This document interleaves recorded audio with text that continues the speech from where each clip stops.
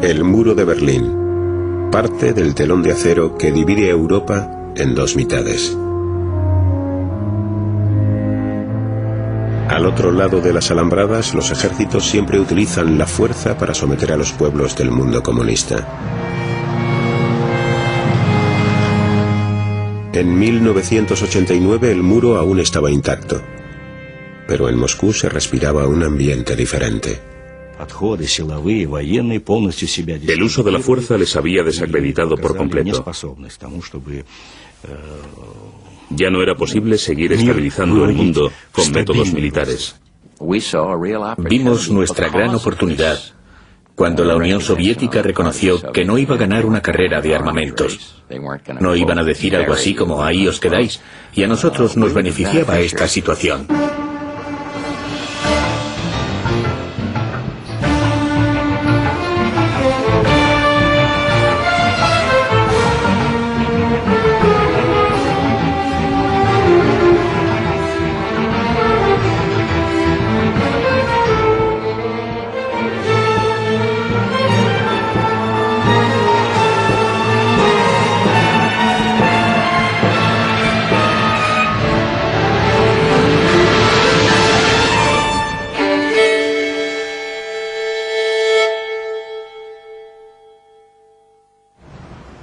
Diciembre de 1988. Gorbachov se reúne con George Bush y con el presidente saliente Ronald Reagan. El soviético había decidido que la Guerra Fría tenía que terminar. Los estadounidenses seguían mostrándose cautos. Gorbachev estaba presionado por su derecha, por decirlo de alguna manera, por los militares de su país, y Dios sabe por quién más. En definitiva, por quienes no deseaban ver la rapidez de este cambio. En 1989, Gorbachov estaba decidido a aflojar el control que la Unión Soviética ejercía sobre las naciones del bloque comunista.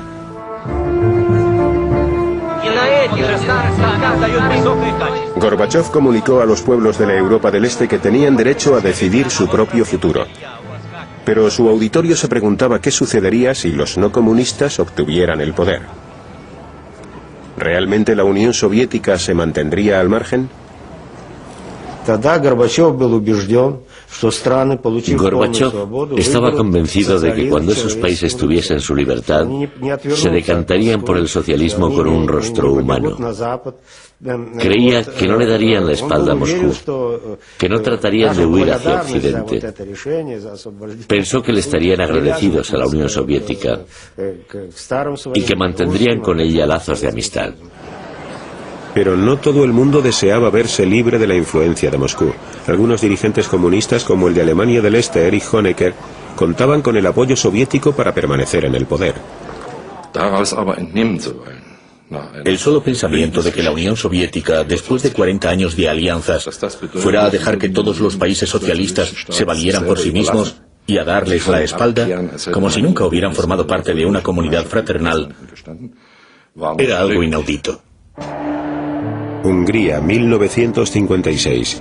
Los tanques soviéticos sofocan el intento húngaro de instaurar la democracia y la independencia. Imre Nagy y el resto de los líderes del levantamiento fueron ejecutados. Las reformas económicas habían conseguido mejorar la vida del pueblo durante un corto periodo de tiempo, pero luego les golpeó el desastre. En 1989 el gobierno comunista estaba perdiendo el control. Sin embargo, las tropas soviéticas permanecían en el país. El descontento que reinaba entre el pueblo húngaro volvía a ser cada vez mayor. El miedo empujó al régimen a prometer cambios políticos y más democracia. El país estaba cerca del abismo, en una situación muy crítica.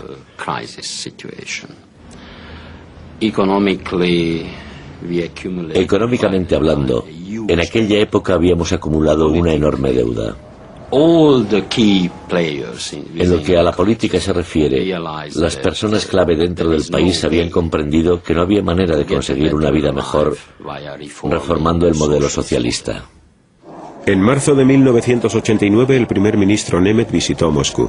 Los dirigentes húngaros estaban planeando unas elecciones libres en las que participarían varios partidos. Pero ¿sería esto demasiado para Gorbachov? Le dije, En estos momentos no sé cuándo celebraremos las primeras elecciones.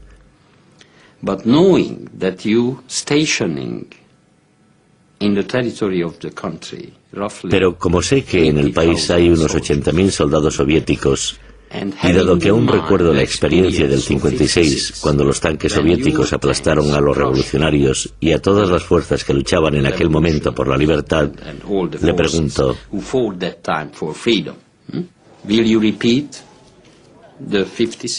¿van a repetir el episodio del 56 o no?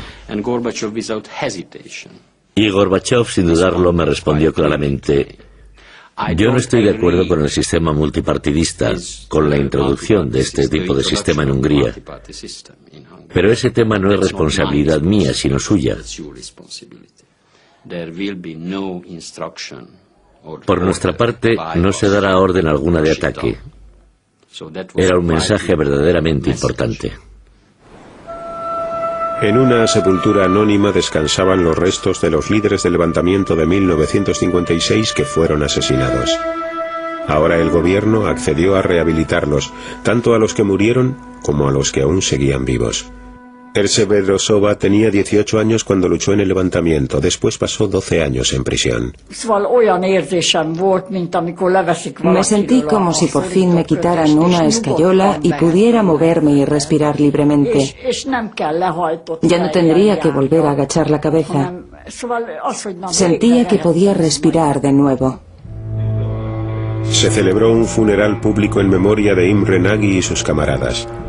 El gobierno declaró que la revolución de 1956 estaba justificada.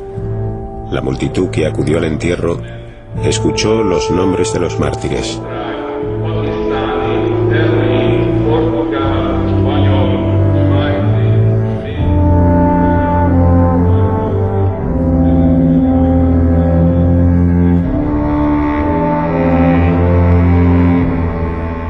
I was stunned to see that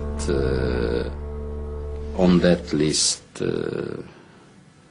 young boys. Me quedé atónito cuando escuché que entre los detenidos y encarcelados había jóvenes de 14 o 15 años. 16 years old. And they waited till they celebrated their 80th birthday. Y que habían esperado a que cumplieran los 18 And next morning para asesinar a algunos de ellos.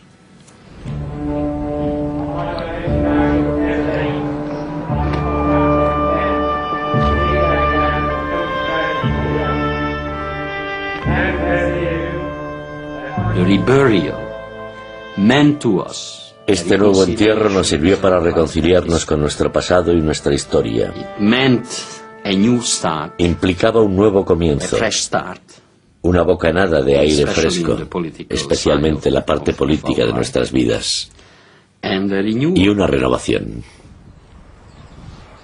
Un mes antes, la Guerra Fría había perdido su símbolo. El gobierno húngaro quitó las alambradas de la frontera que le separaba de Austria y de Occidente. La Unión Soviética no hizo nada al respecto. Aunque aún no se podía viajar con total libertad, el telón de acero estaba empezando a deshilacharse. I refused to give to the Home Minister money in that year's Me budget. negué a concederle al ministro del Interior dinero en el presupuesto anual para renovar y acondicionar el viejo sistema de las alambradas. Dijeron que el telón de acero estaba técnicamente obsoleto, que ya no servía como barrera y que por tanto no debían conservar una construcción que ponía en peligro la vida de los ciudadanos. La osadía de los húngaros hizo cundir la alarma entre los mandatarios más radicales del Pacto de Varsovia. Pero ninguno de ellos estaba más sorprendido que el gobernante de la República Democrática Alemana, Erich Honecker. Su nación formaba parte de la frontera del Imperio Soviético con Occidente. La primera reacción de Honecker fue enviar al ministro de Asuntos Exteriores a Moscú para reiterar su protesta por la decisión tomada. La respuesta de Moscú fue: no podemos hacer nada al respecto. Esto era algo único. Era la primera vez que Moscú nos decía algo similar.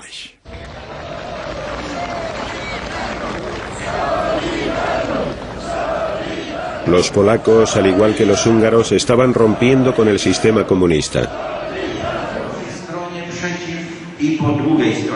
Ante la inminente ola de huelgas convocada por Solidaridad, el movimiento de la oposición, el régimen se había rendido.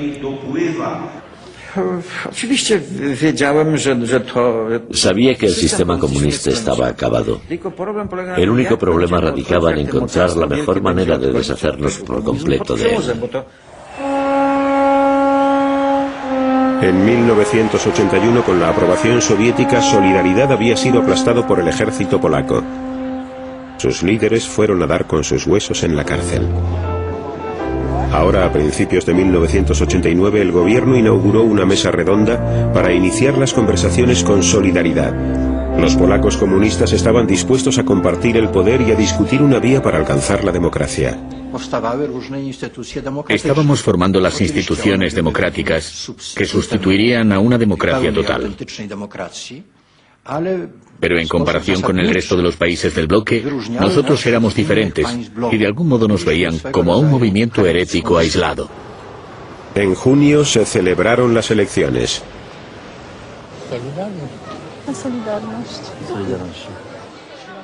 Y los resultados trajeron una sorprendente derrota para los comunistas.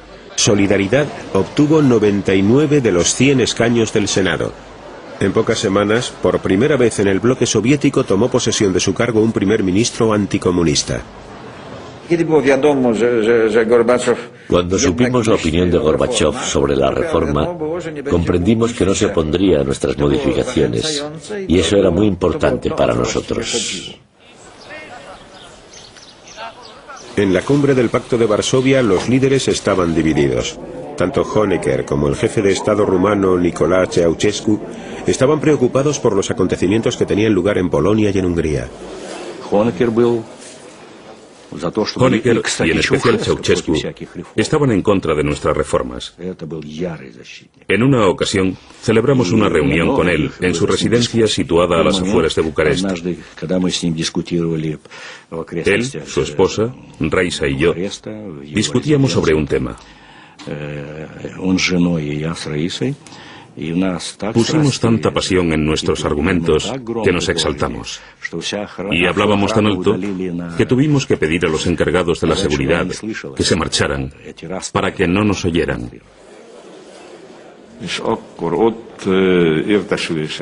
Según teníamos entendido, Ceausescu de Rumanía, Jacques de Checoslovaquia y Honecker estaban organizando una especie de conspiración.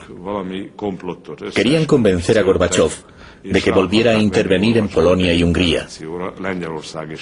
Sostenían que esas naciones ya habían sobrepasado el límite de lo aceptable en los países socialistas.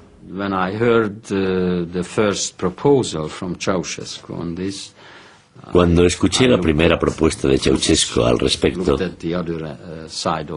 miré al otro lado de la mesa, hacia donde estaba sentada la delegación soviética, y nuestros ojos se encontraron. Me estaba indicando: vale, no tienes que discutir con él. En otras palabras, con los ojos me estaba enviando un mensaje muy importante sin tener que mediar palabra. Eso no sucederá. Y no sucedió. En julio, el presidente Bush visitó Polonia y Hungría. Occidente prestaba su apoyo moral a los cambios democráticos, pero poco más.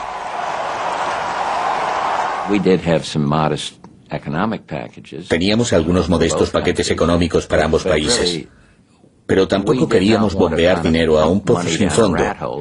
Queríamos estar seguros de que las reformas económicas, los movimientos hacia el mercado libre y todas esas acciones eran reales y que iban a seguir adelante.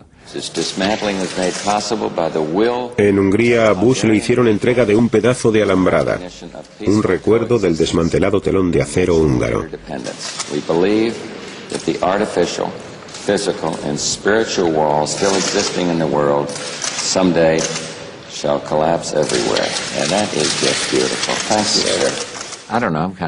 No sé, de todos modos yo me emociono con facilidad. No me hace falta mucho para llorar. Y en ese momento lo hice, y también lo hago ahora. Tenía los ojos llenos de lágrimas cuando me ofrecieron el símbolo del final de la Guerra Fría. En su rancho de Wyoming, James Baker, secretario de Estado de George Bush, descubrió una gran amistad con Edward Shevardnadze, ministro de Asuntos Exteriores soviético.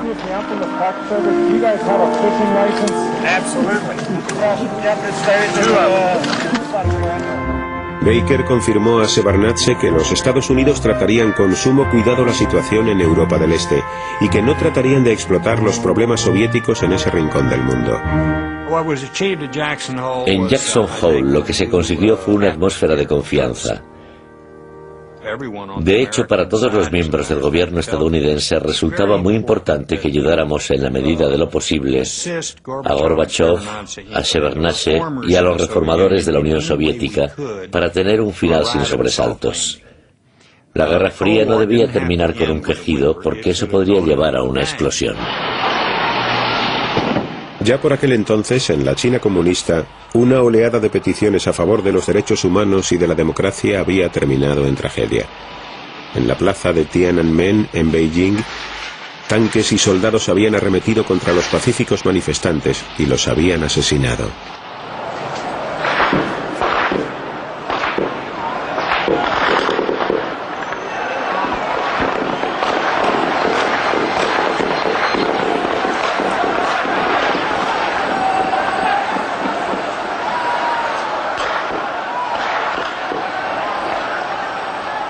El mundo se estremeció. ¿Acabaría así la reforma en Europa del Este? En la República Democrática Alemana, Erich Honecker expresó su admiración por la solución china a la protesta política. Honecker se negó a admitir que algo fallaba en su propio sistema. Les dije que ellos eran los responsables de la situación que se vivía en sus propios países. Vosotros decidís qué reformas necesitáis. Nosotros necesitamos la perestroika. Si vosotros la necesitáis o no, es asunto vuestro. Honecker respondió: nosotros hemos creado nuestra propia perestroika y no tenemos nada que reformar. Pero en realidad Alemania del Este se estaba pudriendo. El aire y el agua estaban envenenados, la economía atravesaba una crisis y la policía reprimía cualquier tipo de iniciativa. En público, el pueblo mostraba su apatía. En privado, soñaban despiertos. Wissen Sie, die meisten in der DDR hatten sich eingerichtet, hatten sich zurückgezogen ins La mayor parte de los ciudadanos de la RDA se refugiaron en sus vidas privadas. Iban a trabajar para no sufrir penurias en su vida privada y regresaban a casa donde se reunían con sus amigos, en su mundo privado.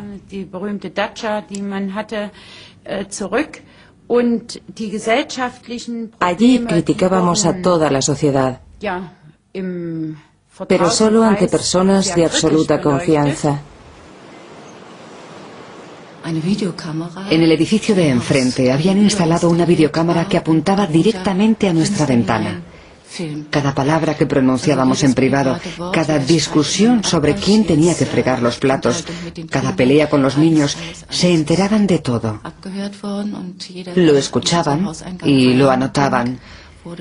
Filmaban a todo el que entraba en nuestra casa. Aquel verano los alemanes del Este corrieron a pasar sus vacaciones a Hungría. Era una vía de escape. La frontera húngara con Europa occidental cada vez estaba menos vigilada. En Budapest, los ciudadanos de la RDA sitiaron la embajada de Alemania Occidental pidiendo ayuda para emigrar.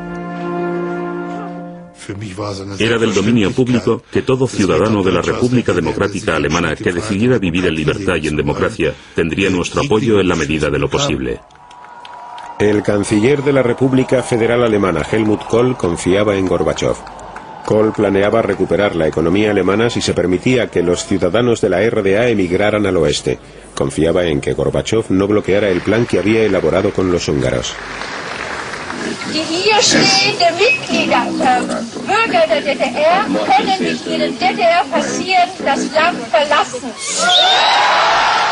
Los húngaros accedieron a dejar que los ciudadanos de la RDA cruzaran hacia el oeste. Honecker tachó a los refugiados de marginados morales.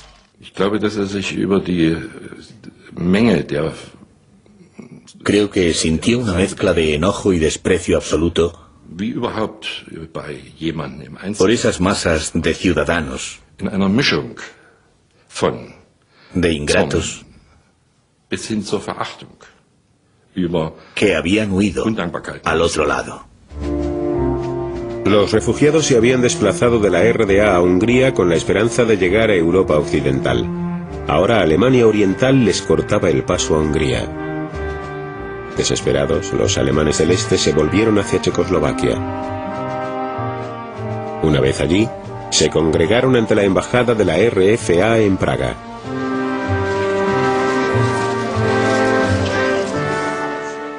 No teníamos ninguna perspectiva de futuro. No quería ver a mis hijos crecer bajo esa represión. No solo se trataba de que no pudiéramos viajar, eran pequeñas cosas de todos los días.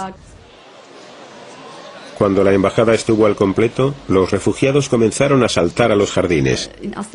No sabíamos lo que nos iba a suceder. Sabíamos que dentro había gente esperando, pero no estábamos seguros de si serían policías o incluso guardias de los servicios de seguridad estatal, la Stasi. Caminamos temerosos junto a la valla y entonces de la embajada salieron unas personas y nos preguntaron: ¿no queréis entrar? Nos quedamos perplejos. Sí, respondimos. Esperad, os daremos una escalera. Escalamos la valla y saltamos al interior. En un primer momento solo vimos gente y más gente. Era aterrador, había personas por todas partes. Más y más refugiados se introdujeron en la embajada y se negaron a salir de allí.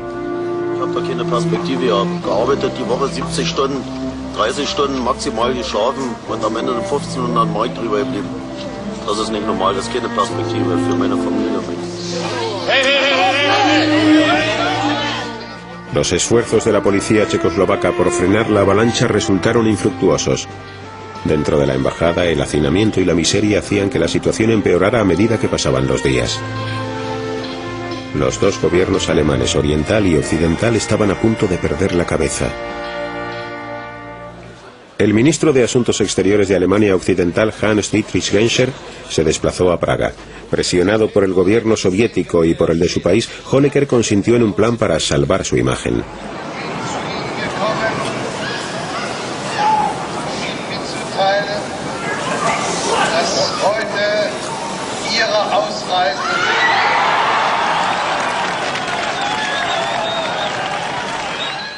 Los refugiados podían marcharse a la RFA, pero solo si sus trenes pasaban por territorio oriental. Entonces Honecker podría decir que les había expulsado y que había cancelado su ciudadanía.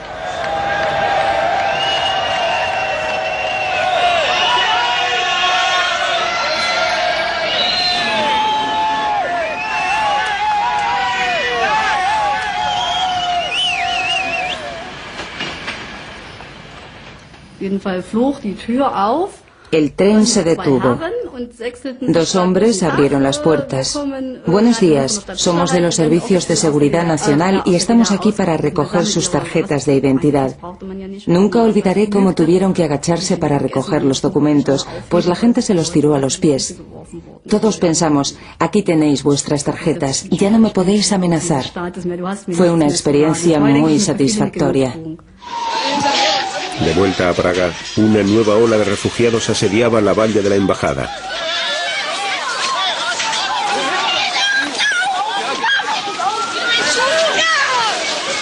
Parecía que su última oportunidad para llegar a Europa Occidental comenzaba a evaporarse. Unos días después, otras 7.000 personas saltaron a los jardines de la embajada. No obstante, otros ciudadanos de la RDA decidieron quedarse y protestar. Las iglesias luteranas eran el refugio de un movimiento de oposición al régimen. Inspirados por Gorbachov, los manifestantes soñaban con transformar Alemania del Este en una democracia. Gorbachov nos infundió grandes esperanzas. En primer lugar, trató de cambiar su país, de la misma manera que nosotros pretendíamos transformar el nuestro, a través de la perestroika, y de llevar a cabo una liberalización gradual. En Leipzig, la policía volvió al ataque. El 4 de septiembre, periodistas occidentales grabaron cómo los policías de los servicios de seguridad estatal, vestidos de paisano, atacaban a los manifestantes.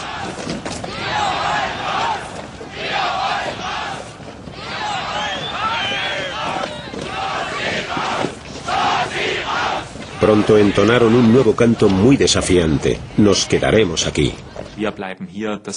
Nos quedaremos aquí era una protesta contra las medidas adoptadas por la RDA. Las citadas medidas provocaban que los jóvenes abandonasen el país porque allí carecían de perspectivas de futuro. Era un momento crucial y la gente proclamó: aún tenemos esperanzas.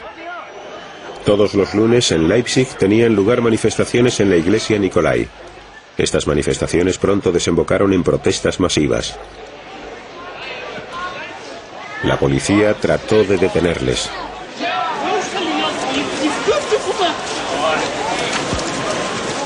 Pero el gobierno estaba perdiendo su valor.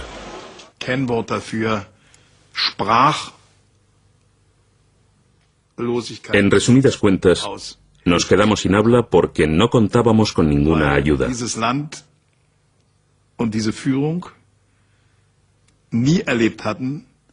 Y además, este país y sus mandatarios jamás habían experimentado un conflicto que se expresara tan abiertamente. Solo Honecker parecía no advertir problema alguno. En vísperas del 40 aniversario de la creación de la República Democrática Alemana, que tendría lugar ese mes de octubre, seguía manteniendo su confianza mientras esperaba que su colega Egon Krenz le diera la bienvenida a un importante invitado, Mikhail Gorbachov. La delegación soviética ya sabía que el régimen de Alemania del Este se tambaleaba. Las demostraciones externas de la celebración victoriosa siguieron adelante. Entonces, en la procesión con antorchas de las juventudes comunistas, los participantes dejaron a un lado las consignas que habían ensayado y comenzaron a cantar otro nombre: Gorby.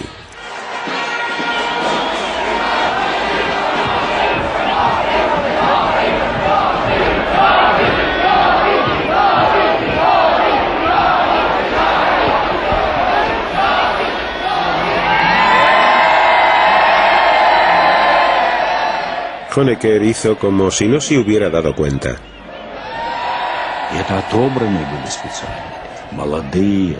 Eran chicos jóvenes, fuertes y guapos, escogidos especialmente para la ocasión. Estaban muy alegres. Pero empezaron a cantar consignas como: Gorby, ayúdanos. Gorby, quédate. Rakovsky, el líder político, se acercó a nosotros y preguntó: ¿entiende algo de alemán? Yo le dije: sí, un poco. ¿Sabe lo que están diciendo? Sí. Entonces exclamó: este es el fin. Y realmente era el final. El régimen estaba condenado. Era un voto de no confianza hacia nosotros. Los gritos de Gorby, Gorby no significaban hazlo exactamente igual que la Unión Soviética. Gorby, Gorby quería decir: aquí en la RDA necesitamos un cambio. En una sucesión de reuniones cada vez más surrealistas, Gorbachov trató de infundir un poco de sentido común. Honecker y yo pasamos unas 3 horas hablando. El alemán no podía entender por qué quería yo celebrar una reunión y tuvimos una discusión muy seria al respecto. Le dije lo que nosotros estábamos haciendo. Me dijo lo que ellos estaban haciendo.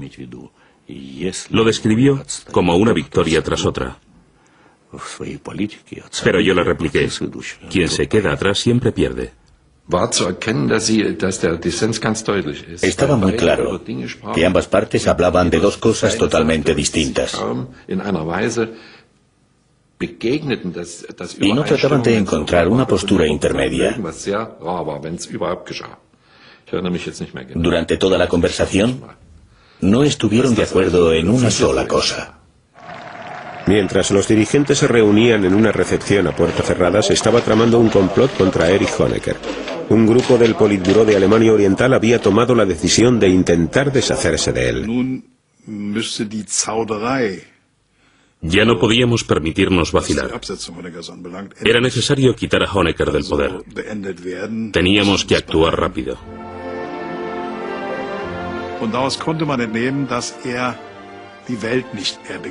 Resultaba evidente que no comprendía lo que estaba ocurriendo. Tenía un enfoque bastante dictatorial de lo que sucedía a su alrededor y no era capaz de hacer frente a la situación. Dass Sie an den Feierlichkeiten aus Anlass des 14. Jahrestages der Deutschen Demokratischen Republik teilgenommen haben. Durante la cena que se celebró y a la que Honecker asistió acompañado de los jefes de Estado del Pacto de Varsovia, el mandatario alemán demostró ser un anfitrión complaciente. Mientras tanto, una multitud hostil se congregaba en el exterior.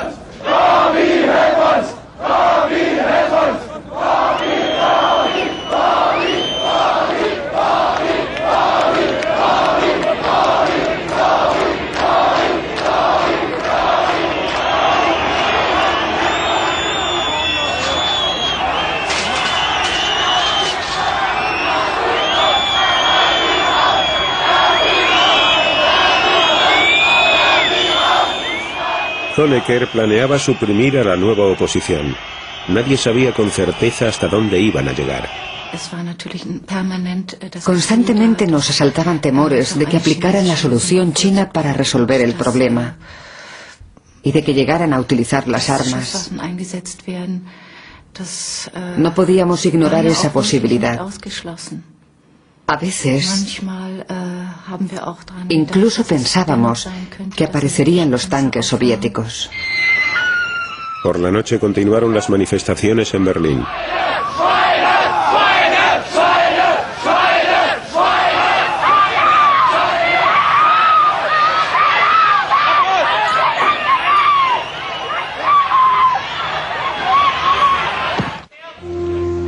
Ese mismo día en Leipzig, a una hora muy temprana, las autoridades se prepararon para contener la manifestación con soldados armados.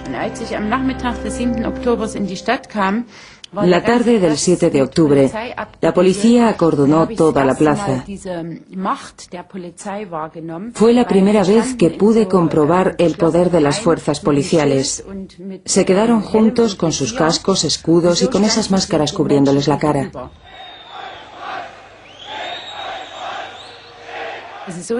Y nosotros, que estábamos ahí delante de ellos, pudimos comprobar su poder y su violencia.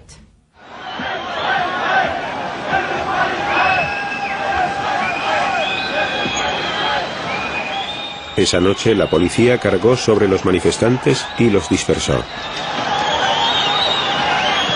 Pero volvieron a hacer un llamamiento a una protesta aún más multitudinaria 2 días más tarde. El ejército se mantenía a la espera. Se dieron cuenta de que no podían seguir controlando la situación solo con la policía. Querían que participáramos para aumentar la presión a la que estaban sometidos todos. Casi todas las brigadas paramilitares fueron movilizadas. Las fuerzas policiales voluntarias eran realmente poderosas. Más de 8.000 hombres armados fueron enviados a Leipzig con sus equipamientos. Nos proporcionaron el doble de la munición normal. Solían darnos 60 cargadores, pero en esta ocasión recibimos 120. Uno de nosotros tenía un amigo en el hospital y había oído decir que se habían encargado más reservas de sangre y que las camas sobrantes tenían que quedarse libres ese día. La ciudad vivía un estado de emergencia. Las tiendas tuvieron que cerrar a las 5 y nosotros estábamos muy intimidados. En el trabajo, unos prevenían a los otros. No vayáis a la ciudad esta noche, quién sabe lo que puede ocurrir. Cuando la manifestación de Leipzig se puso en marcha, los líderes del Partido Comunista local se dieron cuenta de que ya había 70.000 personas en la calle.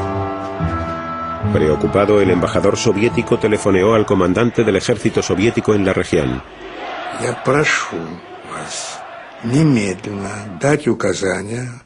Le exijo que ordene a sus tropas que regresen inmediatamente a los barracones.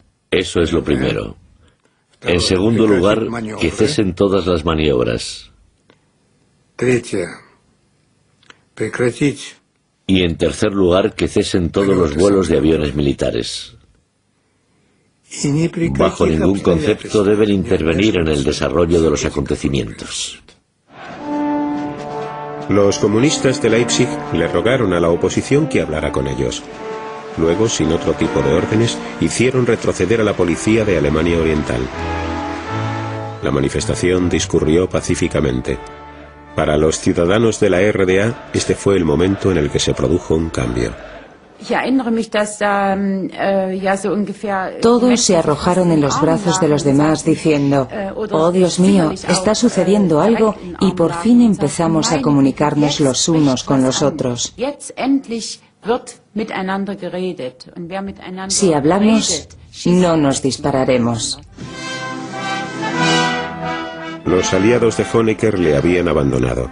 El 17 de octubre, Egon Krenz y el Politburó al completo le sustituyeron en el poder cuando perdió las elecciones. Ya era hora de que se marchara. Nos hubiera resultado imposible salir del abismo en el que nos encontrábamos con él en la cima, incluso aunque hubiera utilizado toda su autoridad para realizar cambios. Ahora Egon Krenz estaba al mando. Prometió reformas democráticas y garantizó al pueblo que daría facilidades a los ciudadanos de la RDA para viajar a Europa Occidental, tema que había originado toda la crisis.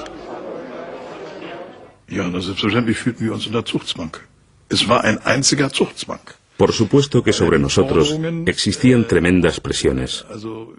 Eran continuas. Pero teníamos que hacer un movimiento. El día 1 de noviembre, Krenz visitó a Gorbachov en Moscú.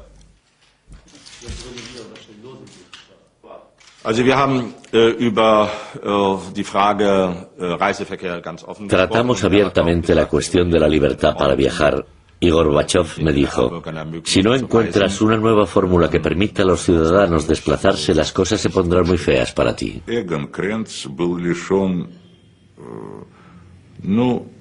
Por desgracia, Egon Krenz carecía por completo de cualidades carismáticas. El pueblo no le aceptaba. Las masas no se sentían atraídas por él. No encontraba jamás las palabras para dirigirse al pueblo, porque siempre utilizaba la antigua jerga del partido. En el año 89 había muchas personas, entre las que me incluyo, que no estaban preparadas para el diálogo. Recuerdo que decíamos: nuestra disposición al diálogo ha expirado. Ha llegado el momento de la confrontación. Krenz ofreció nuevas libertades, pero en vano. Las manifestaciones en las calles cada vez eran más multitudinarias y exigían aún más. El 4 de noviembre, 500.000 de personas se reunieron en Berlín Este.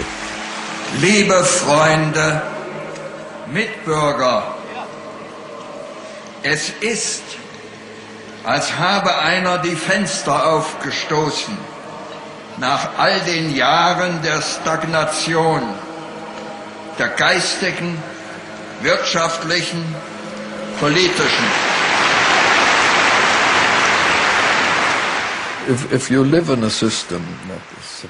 Viviendo en un sistema supresivo, no se puede caminar erguido.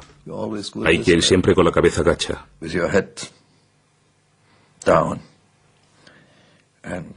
Ahora tenemos la oportunidad de caminar con la cabeza bien alta y mostrar nuestro rostro y el poder del pueblo. El 9 de noviembre de 1989, Günter Schabowski comunicó a los periodistas de Berlín que las restricciones para viajar a Europa Occidental serían eliminadas. El gobierno añadió que quería empezar a poner en práctica los cambios el día siguiente, pero Schabowski se equivocó de fecha. Bitte? Ab sofort. Also Genossen, mir ist jetzt hier also mitgeteilt worden, dass eine solche Mitteilung heute schon verbreitet worden ist. Sie müsste eigentlich in Ihrem Besitz sein. Das tritt nach meiner Kenntnis, ist das sofort. Unverzüglich. Las noticias enseguida se difundieron por toda la ciudad. Los berlineses del este se apresuraron a acercarse a los controles situados en el muro para comprobar que estaban realmente abiertos.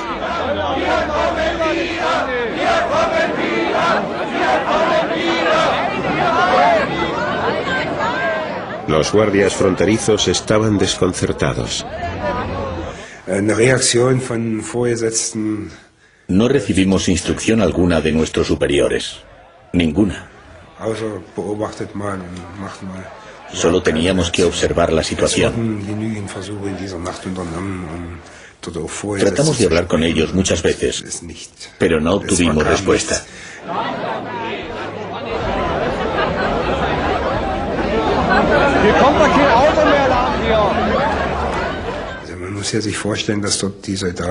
Hay que tener en cuenta que nuestros soldados estaban tan armados ese día como cualquier otro, y tenían una orden. Esa orden consistía en detener a todo el que intentara escapar, pero cada vez había más gente. De repente los guardias se apartaron. Abrieron las barreras.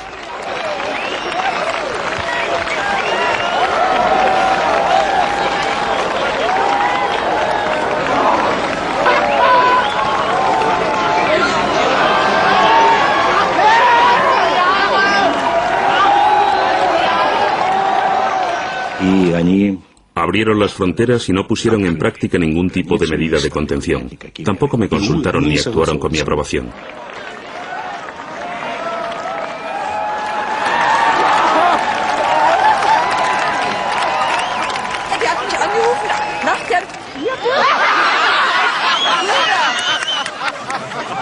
Das ist ein wunderschöner Tag.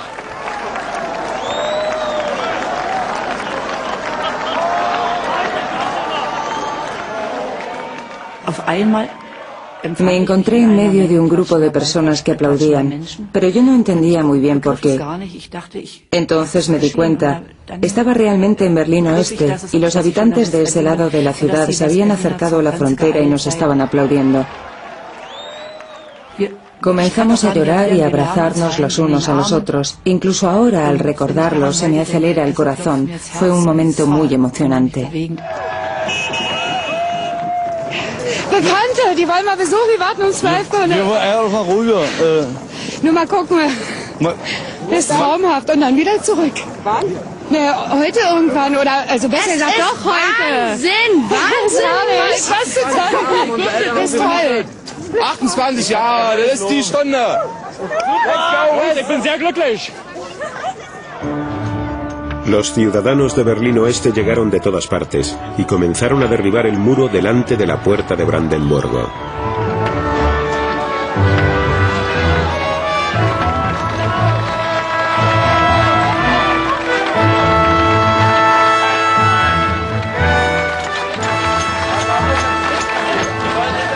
Also die auf der Mauer herumzuhacken, die kam irgendwie, das war so ein Gemeinschaftsgeist. Also der Ursprung. Compartíamos una idea.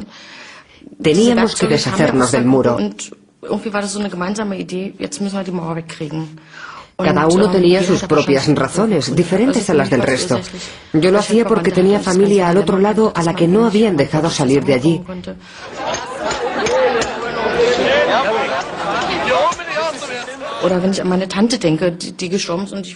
Cuando recordé a mi tía, a la que no pude ver antes de que muriera, me enojé.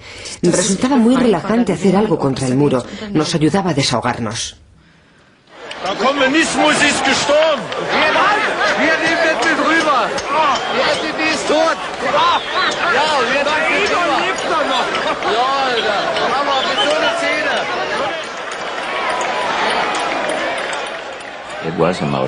Para mí fue muy emocionante, pero tengo que confesar que me había propuesto no excederme en mis reacciones. Lo más estúpido que un presidente podría haber hecho era desplazarse inmediatamente hasta allí, bailar sobre el muro y luego meterles los dedos en el ojo a los militares soviéticos y a Gorbachov. ¿Y quién sabía cómo habrían reaccionado ellos?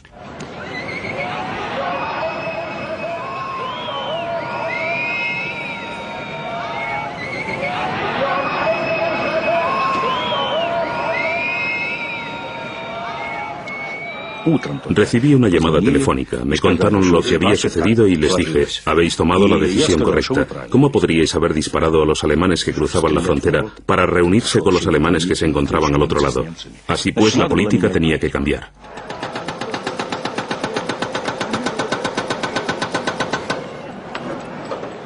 A cada lado del muro, dos mundos armados se habían enfrentado. La enemistad había quedado sepultada bajo la historia. Alemania pronto se reunificaría, pero la revolución europea contra el comunismo aún no había finalizado.